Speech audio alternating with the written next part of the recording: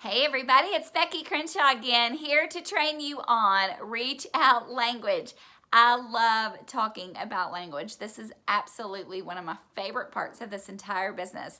As a student who often got in trouble for talking in class, talking too much, talking out of turn, I realized that I was just on my way to being a Rodan and Fields consultant one day that didn't have to keep her mouth shut about this amazing business and product line. So if that was you, then you're in good company. But maybe that wasn't you. Maybe you're a little quiet, maybe a little timid or introverted. Don't worry, we've got you. We have pages and pages and pages of reach out language examples that will be such a great tool for you as you're getting the hang of this.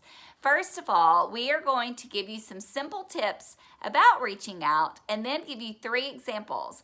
One is going to be for reaching out initially. The second is going to be for that important follow-up. And then third is going to be inviting to a 3-way conversation.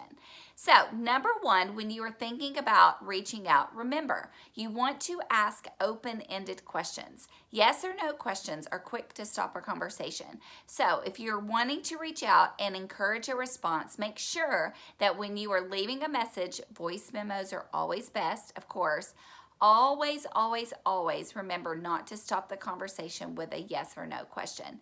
Second, you want to give options of times that work for you if you're inviting them to a call. So, for example, don't say, "What time is best for you?" What if you said, "Hey, tomorrow I can chat at 3 p.m. or even tomorrow once the kids go to bed around 8. Are one of those better for you?" Next, tiny, their interest, not yours. It's so tempting, especially with all the information that you're inhaling right now, to just vomit Rodan and Fields on people. Don't do it. Keep the conversation small and about them. Ask them questions. Ask them about their children. Ask them what skincare concerns they have. Talk about them and they will talk back. I promise you, people find it easier to answer questions about themselves because that's the topic they know a lot about. So ask lots of questions to get to know your potential consultant or customer. Speaking of small, you want to keep the conversations short and sweet. Don't ramble on forever. Make sure that your voice memos or text messages, memos are preferable, but make sure that they are short. And if you're going to leave voice memos on Facebook Messenger or Instagram, don't go the entire minute. Don't feel the need to go 1 full minute, then another full minute. You can leave several short messages that invite people to listen to a quick message. A lot of times people are more inclined to listen to a short one than 1 or 2 long ones. Interesting, right? Next, let's keep it sweet. Compliment them, encourage them. My goodness, if you're going to reach out to all these people, you might as well let it be a time that you can speak life into someone's day. Sure, you're going to talk to them about Rodan and Fields, but also tell them that you loved seeing pictures of their vacation and how beautiful they're looking, or how happy their marriage seems, or you're so proud of them with their new recent graduate degree. Whatever it is, speak life and encouragement and let them know, "Hey, I see you." So those are just some simple tips. But again, more of this is on the document posted at the bottom of this video. Now let's talk about reaching out, following up in those 3-way conversations via text or a 3-way call. This is super important because the fortune's always in the follow-up, and third-party validation cannot be replicated in this process. Oh my goodness, it's so powerful. But none of that happens without an initial reach out. So I'm going to give you some examples of reaching out that's going to help you tremendously in your Rodan and Fields business. Okay, let's look. An initial reach out about products could sound something like, "Hey Sarah, oh my goodness, you are looking amazing. I'm wondering, are you already using Rodan and Fields products? I recently started as a consultant with them and I wanted to reach out to you and let you know that I am here to help you. I would love to serve you. Do you have a few minutes to chat on the phone? Does 2 o'clock or 5 o'clock work tomorrow?" So there you go. That's just simple, short, sweet, passionate. Let them hear the enthusiasm in your voice. Well, what about reaching out initially about the business opportunity? We need a balance of both to grow both sides of our business. So, how does this sound? Hey, Sandy, welcome back from Florida. I love seeing all of your travel pics. You are always on the go. I recently started my own Rodan & Fields business, and after experiencing my own amazing results with their products, I am doing this now to sock away extra money for travel, just like you. I love how I can work this business every day and anywhere. So I would love to catch up for a quick coffee with you and explore this if it might be a good fit for you. Would Tuesday or Wednesday for coffee work? So you have invited her to learn more, but you've also touched on her interest in travel. This gives us time freedom and flexibility and the opportunity to meet new people all the time, all over. So those are two great examples for you reaching out about the business. What about following up? This is so important. As you're probably learning in our training, it takes anywhere from 8 to 12 touch points before someone makes a decision to join this business. What in the world? I know that seems daunting, but don't worry about it. That might look like an initial hello, to an invitation to a solution tool, to following up about solution tool, to asking them if they have questions about the solution tool, to inviting them to a business discussion panel, to seeing what they thought about the business discussion panel. It's not the same. Reach out over and over. You're building relationship. That's what's so important here.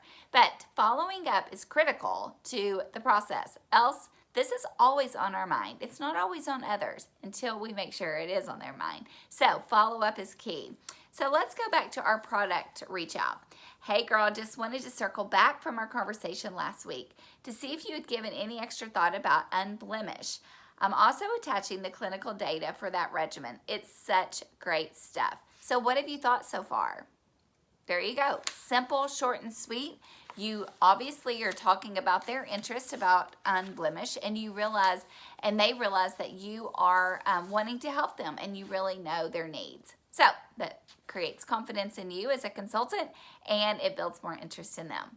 What about following up about the business? Let's talk about that. I use this one a lot. Hey friend, so I'm not giving up on you. You are a dream teamer for me. Every time someone says, imagine your dream team with Rodan & Fields, who comes to mind? And girl, your face is always on my board. I would love to continue this conversation with you about Rodan & Fields. Do you have a little time to chat later today? Maybe at 5 o'clock or at 7. What do you think? So that opens the conversation back up. And a lot of times if you feel ghosted by them, maybe you've reached out and nobody has responded to you, I oftentimes go back and I sometimes blame it on my own busyness. And I say, hey friend, it's Becky. I just want to say I've been meaning to reach back to you. It has been such a crazy madhouse around here with homeschool and virtual school, whatever it is you're doing. I just wanted to say I'm still here. Have you looked at any of the information that I've sent? What do you think? So that takes a little pressure off of them to respond back. It puts a little bit of that in your court, and it just softens the conversation a little bit. So that's a fun tip for follow-up as well. All right, so now let's talk about third-party validation. If you are not using your sponsor, then get busy inviting her to the conversation. Third-party validation is huge. Why? Well, first of all, you're new. So we want you to feel completely supported by us as your sponsor and help you with these conversations as you're growing your team and your customer base. So a lot of times when I'm starting out consultant training, I ask my consultant to bring me everybody who might be interested in product or business. Even if they're not, ask someone to come on just to help you do your training. Now, you and I both know that we really, really want them to hear more about the business opportunity, but oftentimes people are much more willing to come to a three-way call when they think that they're just doing it to help you. But little do they know that they are going to hear about this amazing opportunity in the middle of helping you, and they just might be interested themselves. So A conversation or a reach out language to invite to a three-way conversation might sound something like this. Hey Sarah, it's Becky. Listen, I am right in the thick of training for Rodan and Fields, and I am looking to bring 2 or 3 friends to a call with my sponsor Becky because she is helping me learn how to talk more intelligibly about this business and the product line. Would you be a dear and hop on a phone call with the 2 of us so I can listen to her have a conversation with you? That's what I call a guinea pig call in the beginning. But when you're genuinely wanting someone to jump on for the next step of the recruiting process, you would say, hey Sarah, it's Becky. Just wanted to touch base with you and let you know the next step in this process is for you to hop on the phone with my sponsor Liz. Liz has been in the business for a long time. She is so well versed and understands this business better than anyone I know. I would love for you to have the opportunity to chat with her and get some of your questions answered and maybe just have a different perspective. Would you be able to chat later today or sometime tomorrow morning? Which is best? So that's a simple invitation to a three-way connection. You could also do this via text, via voice messenger, or even through Instagram Messenger. However you do it, just make sure you do it because it is so important for your success in closing your next consultant. So there you have it. We've just given you 3 simple examples of follow-up, reaching out, follow-up, and three-way conversation invitations.